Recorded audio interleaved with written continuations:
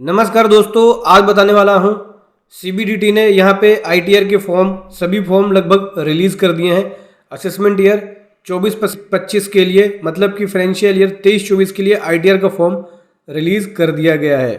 तो चलिए समझेंगे आज डिटेल में कि कौन कौन से फॉर्म को रिलीज कर दिया गया है और कौन कौन से लोग कौन कौन से फॉर्म को भर सकते हैं। उससे पहले बताना चाहूँगा, जो भी भाई बंधु मेरे चैनल पर पहली बार है, इस वीडियो को पहली बार देख रहे हैं, जिन्होंने अभी तक सब्सक्राइब नहीं किया सब्सक्राइब कर लीजिए, साथ ही साथ बेल आइकन पे भी क्लिक कर लीजिए ताकि इस तरह का कंटेंट आपको मिलता रहे।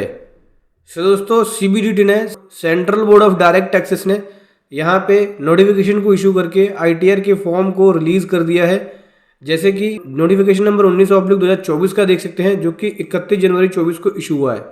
इसके अंदर गवर्नमेंट ने income tax return ITR 2, ITR 3 और आईटीआर 5 को रिलीज कर दिया है। आईटीआर 2 किस केस में होता है?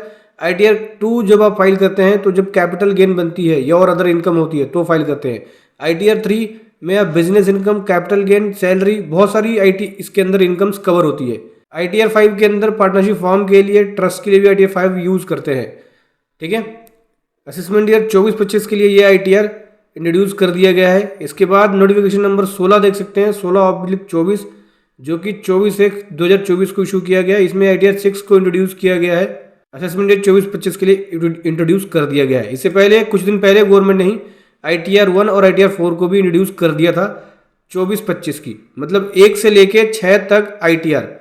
ठीक है, सभी आईटीआर रीइंट्रोड्यूस कर दी गई है और ये एडवांस में कर दी गई है। 1 अप्रैल 24 से ये इफेक्टिव हो जाएगा। अब मुझे लगता है कि ये जल्दी पोर्टल पे इम्प्लीमेंट कर दिया जाएगा। 1 अप्रैल 24 के बाद से आपको ये फॉर्म इनकम टैक्स की पोर्टल पे भी देखने को मिलेगा। चलिए समझते हैं कि आईटीआर 1 किसके लिए होता है। देखो, आईटीआर 1 एक सहज आईटीआर है। रेजिडेंट इंडिविजुअल फाइल कर सकते हैं जिसकी इनकम अप टू 50 लाख है, और जिनकी इनकम सैलरी से है, वन हाउस प्रॉपर्टी से है और अदर सोर्स से, वो यहाँ पे आईटीआर 1 फाइल कर सकते हैं। फिर इंडिविजुअल और एचयूएफ जिनकी इनकम बिजनेस एंड प्रोफेशन से नहीं है, वो आईटीआर 1 फाइल नहीं कर सकते। इस तरह के पर्सन आईटीआर 2 फाइल करेंगे।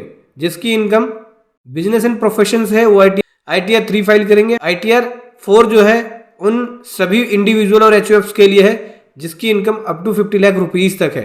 ठीक है, टोटल इनकम, ध्यान रखना, टोटल इनकम की बात की जाएगी, टर्नओवर की नहीं। तो टोटल इनकम अगर 50 लाख रुपीज तक है तो उस केस में आप आईटीआर 4 फाइल करोगे। जिसकी इनकम बिजनेस एंड प्रोफेशन से है वो आईटीआर 3 फाइल करेगा। बिजनेस एंड प्रोफेशन से है लेकिन इंडिविजुअल हो, एचयूएफ हो, फॉर्म हो अदर देन एलएलपी, तो उस केस में 50 लाख तक की इनकम आईटीआर 4 के अंदर फाइल कर सकते हो। बेसिकली आईटीआर 4 जो है वो प्रेजम्पटिव टैक्सेशन स्कीम के लिए, अगर आपने प्रेजम्पटिव टैक्सेशन स्कीम लिया है आईटीआर 4 में जा सकते हो। नॉर्मल बिजनेस है आईटीआर 3 में जाओ।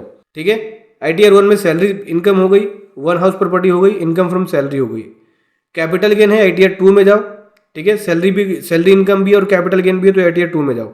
आईटीआर 4 में प्रेजम्पटिव टैक्सेशन स्कीम ले रखा है तो उसमें जाओ। और मान लो आप प्रेजम्पटिव टैक्सेशन स्कीम है और कैपिटल गेन भी करते हो, शेयर मार्केट में इन्वेस्ट करते हो, तो उस केस में आपको आईटीआर 3 में जाना पड़ेगा। इसके अलावा अदर पर्संस आईटीआर 5 को फाइल कर सकते हैं, जैसे कि कंपनीज, पार्टनरशिप, फर्म, वो अपनी आईटीआर 5 को फाइल कर सकते हैं।